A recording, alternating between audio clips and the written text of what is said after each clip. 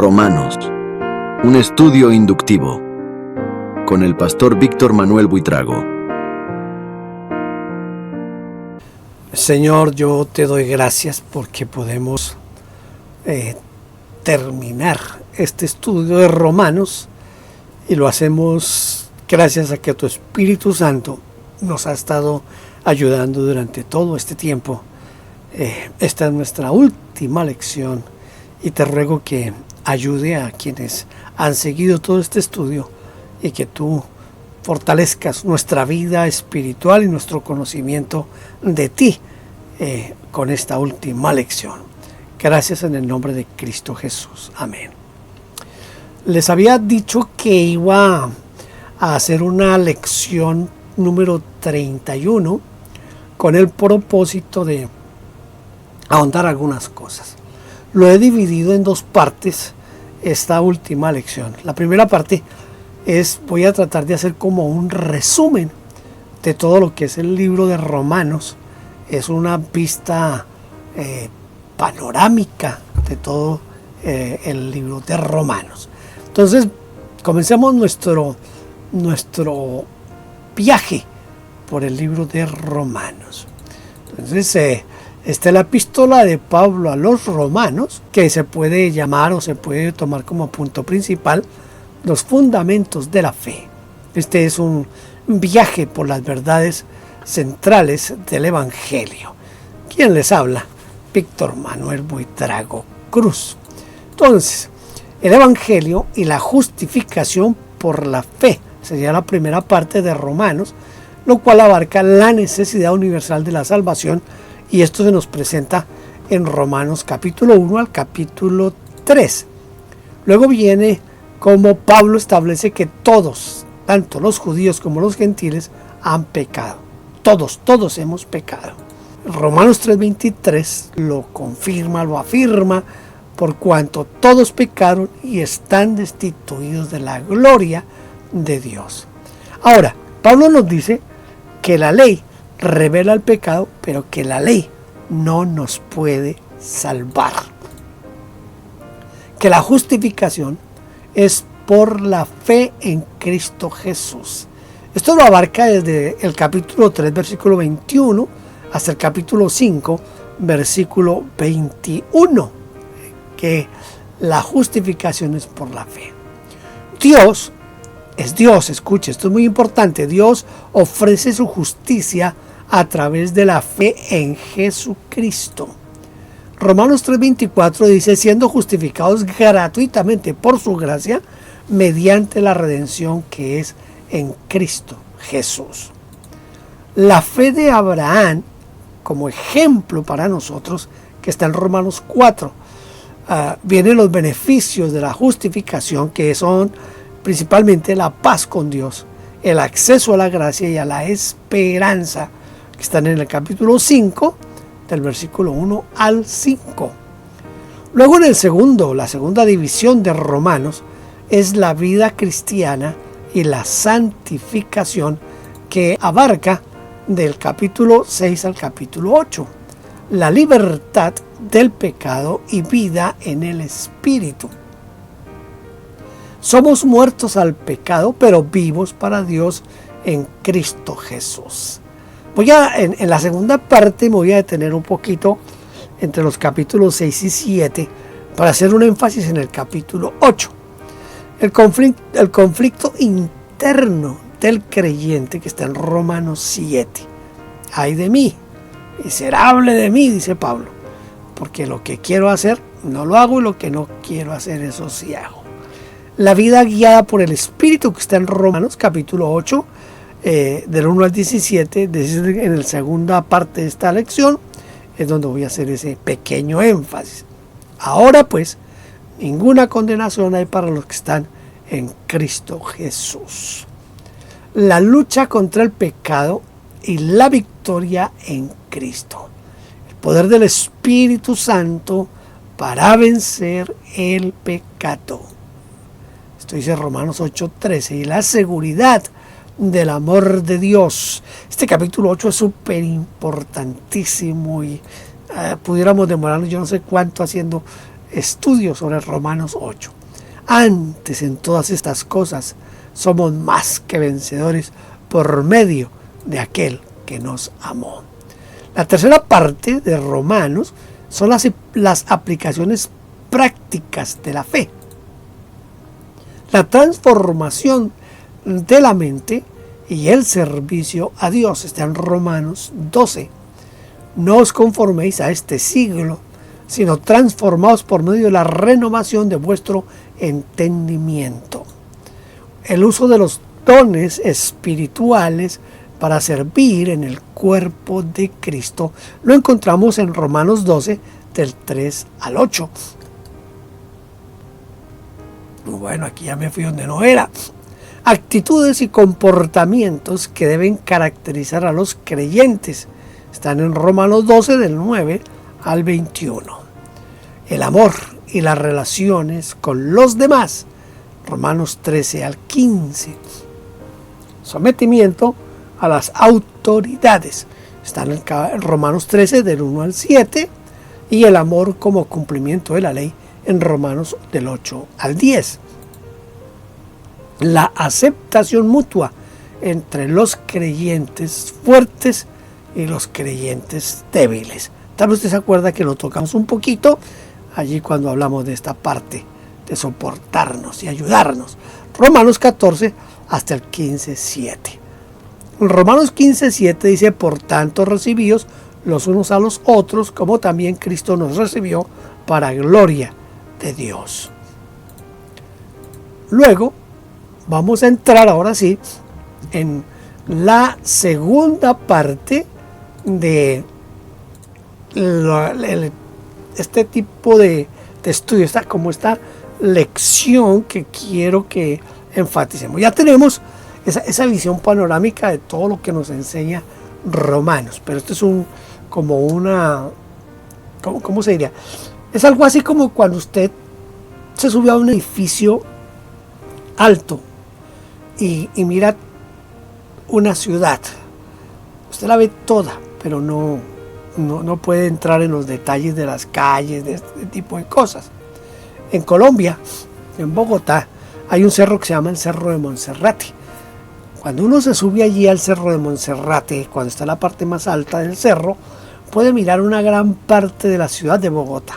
No la ve toda, pero sí ve, yo creo que alcanza uno a ver por lo menos un 70% de la ciudad de Bogotá. Pero uno ve una ciudad grande, pero uno no puede determinar, de pronto los que conocen Bogotá pueden decir: ah, mira, allí está la Plaza Bolívar, allí está Chapinero, allí está, pero la persona que por primera vez llega y desde allí ve a la ciudad no puede decir que conoce Bogotá, la ve panorámicamente. Eso es lo que hicimos ahorita aquí con Romanos, todo el libro de Romanos. Lo que acabamos de hacer fue subirnos al monte y mirar así la gran ciudad. Hemos visto todo el libro de Romanos en 5 minutos, tal vez como 5 minutos. ¿Cuál es la idea? La idea es tener una idea general de Romanos. Pero ahora me quiero centrar en Romanos capítulo 6, 7 y 8. ¿Por qué 6, 7 y 8? Porque el énfasis lo quiero hacer en el capítulo 8, pero para ver la relevancia y la importancia del capítulo 8 de Romanos, se necesita ver un poquito del 6 y del 7, porque son como la base de lo que nos va a decir Pablo en Romanos capítulo 8. Entonces, miremos aquí lo que sería la vida en el Espíritu. Como entre el capítulo 6 y 7, todo lo que vemos es una frustración. Pero en el capítulo 8 pasamos a la victoria. Vamos a pasar de la frustración a la victoria. Eso es lo que hace interesante el capítulo 8 de Romanos. Hagamos un breve resumen de Romanos 6 y 7, que es ese camino hacia la victoria. El capítulo 6, la vida en Cristo y el poder sobre el pecado. Muerte al pecado y vida en Cristo. Los creyentes han muerto al pecado a través del bautismo en la muerte de Cristo y ahora están llamados a vivir una nueva vida resucitada en Él. Acuérdense que Romanos 6 trata como de contrarrestar lo que se creía en muchas partes, todavía hoy se cree en muchas partes, que a más pecado mayor gracia. Entonces Pablo dice, no señor, si ya hemos nacido de nuevo, si hemos aceptado a Cristo, ahora tenemos una vida nueva. En segundo lugar, la liberación del poder del pecado. El pecado ya no domina al cristiano, ya que al morir con Cristo se ha roto su esclavitud. Ahora nosotros los cristianos vivimos bajo la gracia y no bajo la ley. Vivir bajo la gracia y no bajo la ley nos da una libertad y al mismo tiempo nos da el poder sobre el pecado. Recuerde que ya Pablo mencionó que la ley es como eso que nos lleva a nosotros a manifestar el pecado que hay en nosotros. En tercer lugar, la renovación en la santidad. Los cristianos, nosotros los cristianos, debemos ofrecer nuestros cuerpos como instrumentos de justicia, en lugar de permitir que el pecado reine en nuestra vida. Nosotros debemos ser esclavos de la justicia y no del pecado. Entonces, como una de las partes esenciales de Romanos 6. Vamos a la siguiente parte de Romanos 6, que sería ese contraste entre el pecado y la santidad. Antes de conocer a Cristo, los creyentes estaban esclavizados por el pecado, lo que llevaba a la muerte. La paga del pecado es muerte, recuerde, Romanos 6, la paga del pecado es muerte. Ahora están llamados a una vida de santidad que lleva a la vida eterna. En quinto lugar, la recompensa de la justicia frente al pecado. El pecado tiene como resultado la muerte. Ya le cité Romanos 6:23. Mas la paga del pecado es muerte. Pero el don de Dios en Cristo, hay que aclarar eso, que solamente en Cristo es la vida eterna. Solamente basta con leer Romanos 6:23 para entender esta parte. En el capítulo 7, entonces Pablo nos adentra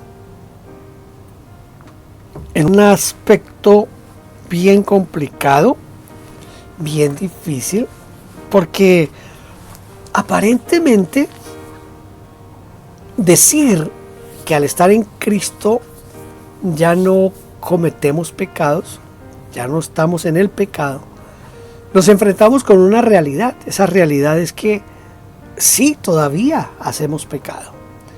Entonces en el capítulo 7 lo que Pablo hace es mostrarnos la ley, el pecado y la lucha interna que hay en nosotros.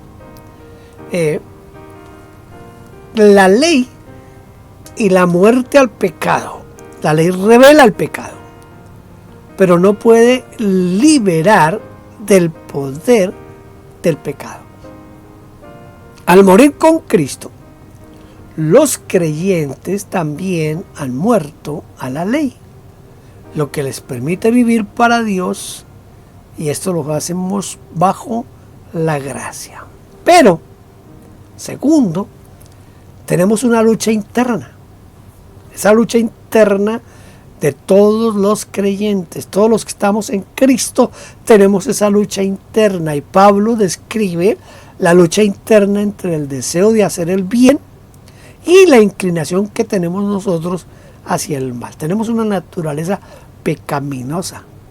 A pesar de que la ley es santa, el pecado aprovecha la naturaleza humana, que es una naturaleza débil, para producir malos frutos. Entonces, creo que vale la pena que pensemos un poquito como en esa dicotomía, en ese contraste y ese choque que hay entre Romanos 6, que dice que el pecado no nos va a ayudar a obtener más gracia, en primer lugar. En segundo lugar, que el pecado tiene una consecuencia y que la paga del pecado es la muerte. Pero también dice que ya no somos pecadores, que no estamos bajo el pecado, porque estamos bajo la gracia. Pero en el capítulo 7 Pablo dice, bueno, está bien, pero todos sabemos que cada día tenemos que enfrentar esa lucha con el pecado, que es lo que tenemos a diario. En la vida real, en la vida práctica, sí tenemos esa lucha con el pecado. Entonces ahí es donde entra en acción lo que estamos hablando aquí en este momento. En tercer lugar, la impotencia de la ley para salvar.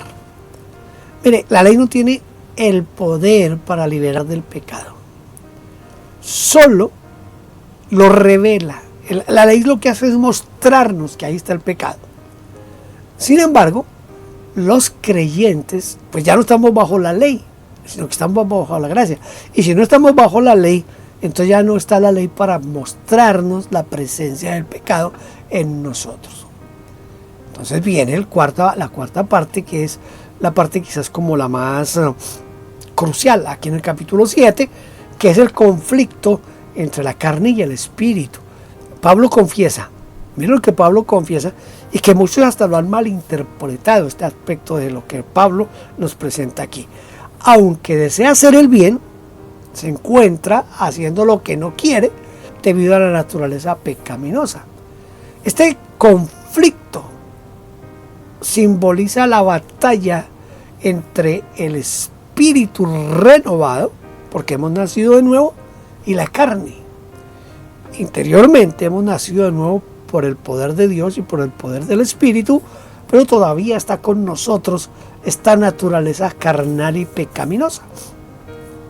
Y en quinto lugar, la necesidad de Cristo para esa liberación que necesitamos. La solución a esta lucha interna, esa lucha interna de que yo quiero hacer el bien pero no lo hago, y lo que yo no quiero hacer eso sí hago. Entonces esa lucha interna no puede estar, no se puede radicalizar y no se puede encontrar en la propia fuerza nuestra ni en la ley, mucho menos en la ley, desde luego, sino en Jesucristo, quien libera del cuerpo de muerte y del pecado. Esto es como ese clímax de la confrontación que tiene Pablo en Romanos 6 para pasar a Romanos 7 y mostrarnos dos realidades que son realidades que en cierta manera podríamos decir realidades antes de Cristo, ahora en Cristo, pero en Cristo todavía tenemos esa lucha. Entonces Pablo nos muestra aquí que la única manera de encontrar como esa salida es en Cristo Jesús. Esa es la anticipación de la solución en Romanos 8. Ahora, si nosotros miramos el contraste con Romanos 6 y 7, Romanos 6, muertos al pecado, es la identificación del creyente con la muerte y la resurrección de Cristo. La lucha contra el pecado comienza. En Romanos 7, la frustración del creyente, es decir, la ley es buena, pero revela nuestro pecado. El conflicto interno, querer hacer el bien, pero no poderlo hacer. Y la desesperación de no poderlo hacer. Por eso esto es lo que yo digo que han malinterpretado algunos de la teología paulina. Miserable de mí. Miserable de mí. Pareciera que el mismo apóstol se encontrara literalmente en esa lucha de estar queriendo hacer lo bueno, pero no poder hacerlo. Es muy posible que lo haya tenido que vivir para poderlo expresar, y más con las palabras que expresa esta lucha que existe en todos nosotros los cristianos. Romanos 7:24, miserable de mí. En Romanos 8 aparece la solución divina. Mire cómo comienza Romanos 8. Ninguna condenación. No hay condenación para ¿quiénes? Para los que están en Cristo Jesús. Entonces Romanos 6 y Romanos 7 es para mostrarnos que al final de cuentas lo importante y lo grandioso es estar en Cristo Jesús. El Espíritu Santo nos libera de la ley del pecado y de la muerte.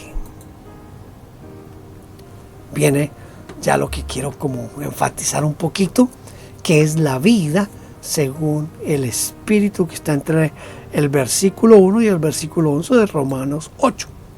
Hay un contraste aquí entre la mente carnal y la mente espiritual, porque hay esos dos tipos de mente, la mente carnal y la mente espiritual.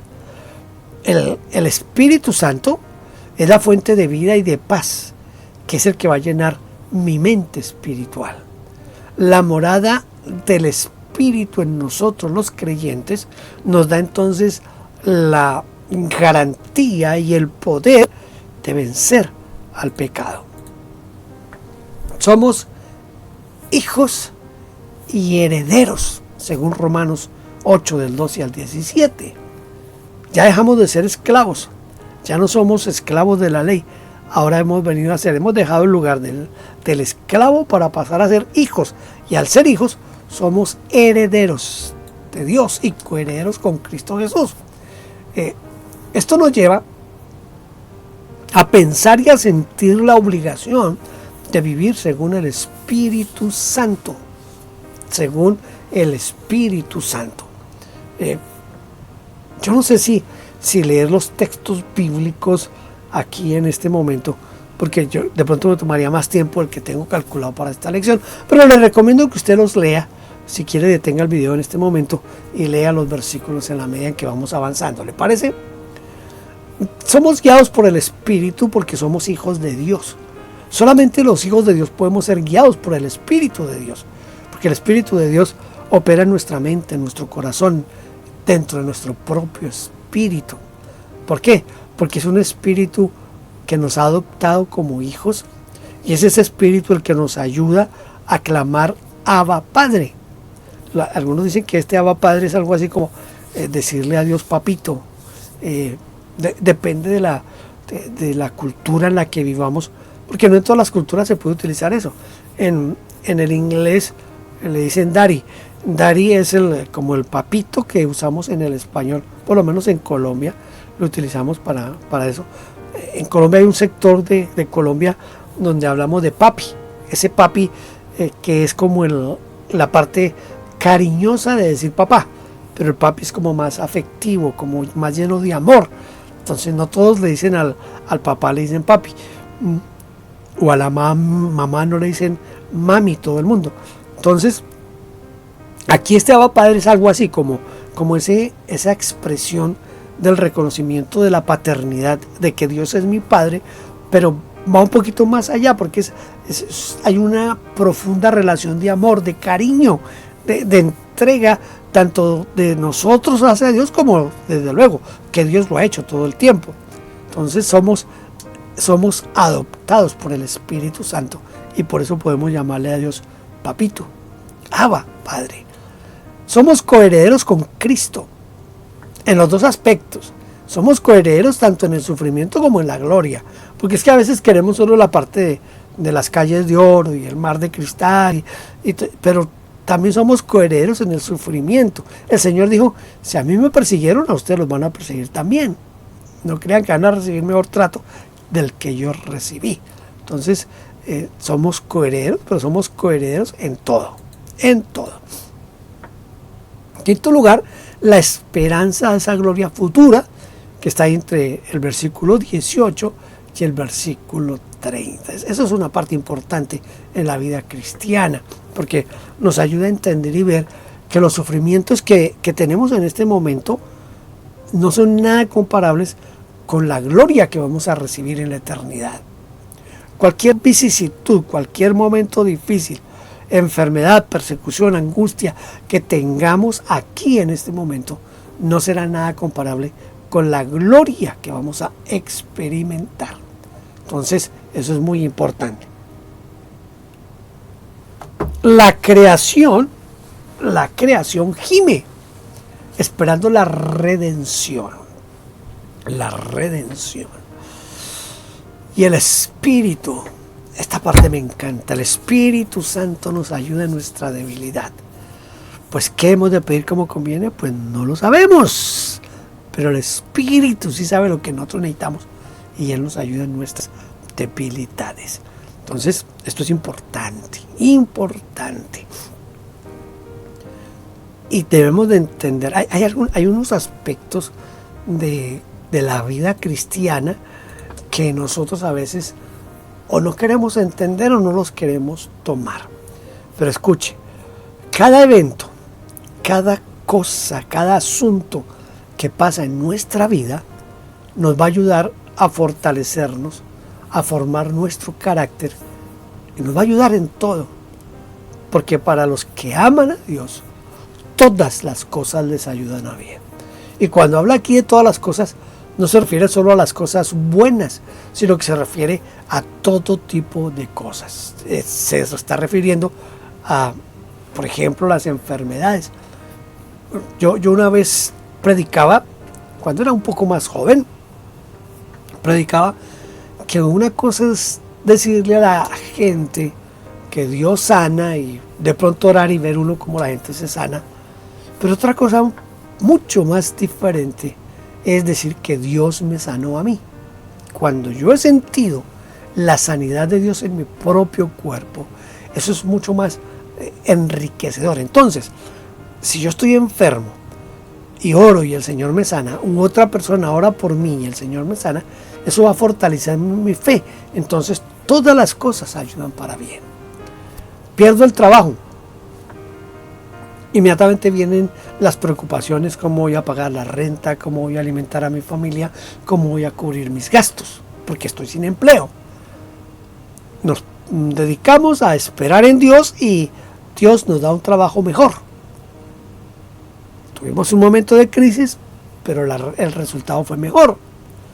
O puede ser diferente, puede ser que usted tenga un trabajo donde gane buena cantidad de dinero, lo despidan o usted pierde el trabajo y tenga que conseguir un trabajo de menos ingresos. Eso va a hacer que usted tenga que reacomodar sus presupuestos, reacomodar sus gastos. Entonces le va a ayudar.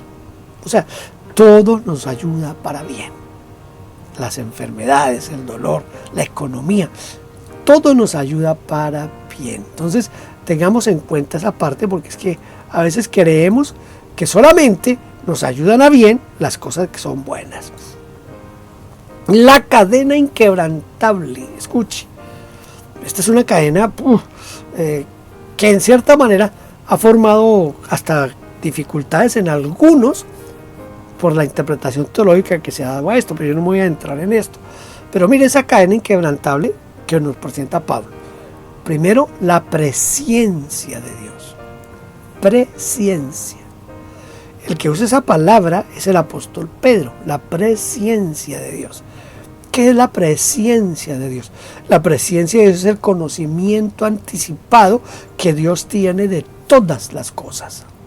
Esa presciencia de Dios es la que da como resultado la predestinación. Y después de la predestinación pues viene el llamamiento. ¿Para qué? Para que podamos ser justificados y de esa manera poder ser glorificados. Cuando Cristo venga o cuando partamos de este mundo, seremos glorificados. Estaremos en la gloria eterna con nuestro Dios. Esta es una cadena inquebrantable. Y qué bueno mirarla desde esa perspectiva en Romanos 8. Luego viene, entre el versículo 31 y 39, el amor triunfante de Dios. Dios es por nosotros. ¿Quién nos separará del amor de Dios en Cristo? Y comienza a mencionar allí, les dije que no iba a leer, pare el video y lea el texto bíblico, pero ¿quién nos va a poder separar del amor de Dios? Si Dios es por nosotros, ¿quién puede estar contra nosotros? Bueno, puede que haya muchos que estén en contra de nosotros, pero el amor de Dios nos va a cubrir y el amor de Dios nos va a proteger. Tenemos esa seguridad de que el amor de Dios nunca va a cambiar, porque es parte de la esencia misma de Dios. Y Dios es eterno e inmutable, así que su amor no va a cambiar. Eso nos hace a nosotros no solo vencedores, No, nos hace más que vencedores. Somos más que vencedores por medio de Cristo Jesús. Hagamos algunas aplicaciones prácticas de este capítulo 8 de Romanos. Vivir en la realidad de ninguna condenación. Bueno, la verdad estoy haciendo como un resumen aquí de todo, sin dejar de pensar en el 6 y el 7. Pero recuerde que el capítulo 8, versículo 1 comienza diciendo: ninguna condenación hay. ¿Para quiénes? Para los que están en Cristo Jesús. Entonces tenemos que vivir bajo esa realidad. Si usted está en Cristo, no hay ninguna condenación sobre su vida. Entonces necesitamos cultivar una mente orientada por el Espíritu, hacia el Espíritu y en el Espíritu. Debemos abrazar, entender, comprender y vivir como hijos de Dios. Esa identidad que Dios nos ha dado, tenemos que vivirla cada día.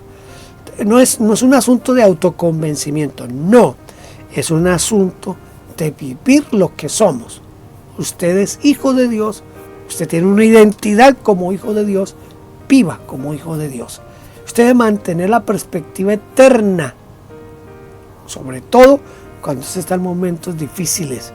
Mantenga su perspectiva hacia. Voy a tomar aquí un texto que está en Filipenses 3:20. Dice Pablo: mas nuestra ciudadanía está en los cielos, de donde también esperamos a nuestro Señor y Salvador Jesucristo. Y en Colosenses él dice que pongamos la mirada en las cosas de arriba y no en las de la tierra. Todo esto es un todo. No se preocupe por esos momentos difíciles que usted vive en la vida, porque usted tiene algo mejor, es la vida eterna. Por eso debemos descansar siempre en ese amor inquebrantable de Dios sobre nuestras vidas. Vamos a concluir. Romanos 8, como culminación del Evangelio en la vida del creyente. Para mí Romanos 8 es básico, importante leerlo, entenderlo, comprenderlo, porque nos va a dar herramientas en la fe para vivir una vida cristiana victoriosa. Por eso lo llamo esta parte de la frustración de Romanos 7, donde hay miserable de mí, a la victoria de Romanos 8. Ninguna condenación hay para los que están en Cristo Jesús. Este estudio que acabamos de hacer así rapidito nos proporciona una estructura detallada para explorar Romanos 8 en el contexto de los capítulos 6 y 7, y quiero destacar algunos puntos claves en esto para que no se me pierda la perspectiva del capítulo 6 y 7 con relación a Romanos 8. El contraste muestra la progresión desde la lucha contra el pecado, capítulo 6, pasando por la frustración, por la incapacidad, capítulo 7, hasta la victoria. Escucha, hasta la victoria en Cristo por el Espíritu Santo. Capítulo 8 es la victoria, pasamos de la frustración a la victoria. En segundo lugar, el énfasis en Romanos 8 del 12 al 17, podemos decir que esta sección se centra en nuestra identidad como hijos de Dios. Explica nuestra obligación de vivir según el Espíritu Santo. Nos introduce el concepto de adopción espiritual y conecta nuestra filiación con la herencia y el sufrimiento de Cristo Jesús. Mire, lea con cuidado Romanos 8, 12 al 17. Y dése cuenta que esta sección nos va a hacer ese énfasis en que somos hijos. Somos hijos de Dios, ya no somos esclavos de la ley, somos hijos de Dios. Pero tenemos una obligación, y es vivir para el Espíritu y en el Espíritu. Aquí es importante que usted piense por un momento en lo que dice Gálatas en cuanto al fruto del Espíritu. El problema de la mayoría de cristianos es que no le damos mucho énfasis al fruto del Espíritu. El fruto del Espíritu es amor, gozo, paz, paciencia, benignidad, bondad, fe, mansedumbre y templanza. Son 9 ingredientes que forman parte del fruto del Espíritu Santo. Si usted cada día revisa si está viviendo en el Espíritu, tiene que estar dando el fruto del Espíritu.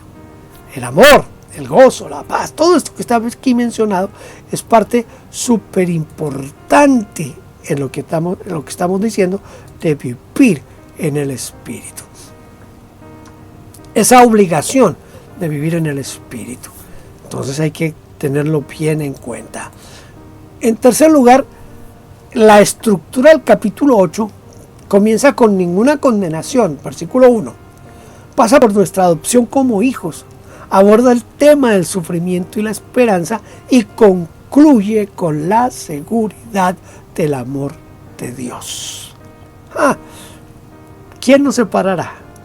Con Cristo somos más que vencedores. Algunas aplicaciones prácticas. Esto nos ayuda a nosotros los creyentes a entender cómo vivir en la realidad de estas verdades, pero en nuestra vida diaria. Esto no es algo que debe ser intelectual, que debe quedarse a nivel del cógnito, sino que tiene que ser algo que yo lo pueda vivir y experimentar en mi día a día, en mi relación con Dios, conmigo y con mi prójimo. Este enfoque permite un estudio más profundo de Romanos 8, mostrando cómo resuelve los problemas planteados en los capítulos 6 y 7 y proporciona una base sólida para la vida cristiana victoriosa. Esto es, pero bien importante. Yo espero que con este resumen que hice de Romanos, todos Romanos en la primera parte, los primeros 5 o 6 minutos fueron del resumen de todos Romanos, pero después me centré en el 6 y 7 y 8, pero más en el 8, porque quería hacer ese contraste entre 6, 7 y 8, porque el 7 es un capítulo que no se puede leer aislado, ni del 6 ni del 8, porque el 7 es desesperanzador, el 7 es frustrante. Lo que presenta allí Pablo en el capítulo 7 a uno lo deja pensando, bueno, entonces ¿qué vamos a hacer? Pero por eso el capítulo 8 es de primera importancia en el estudio de Romanos. Espero que esta lección 31 le ayude un poquito más a tomar como más deseo de leer más y estudiar más y centrarse más en la enseñanza de Pablo a los romanos. Gracias por haber estado conmigo durante todo este estudio. Si usted tiene alguna inquietud, alguna pregunta, algún comentario positivo o negativo, a favor, en contra, lo que sea, yo lo voy a recibir con mucho agrado y seguro que me va a ayudar a mi vida. Puede hacerlo. Escríbame a victorbuitrago@gmail.com. Espero que lo pueda hacer. Dios le bendiga y nos podemos ver en un próximo estudio inductivo. Bendiciones. Gracias por vernos. Déjenos su huella suscribiéndose, like, campanita y comparta. Bendiciones.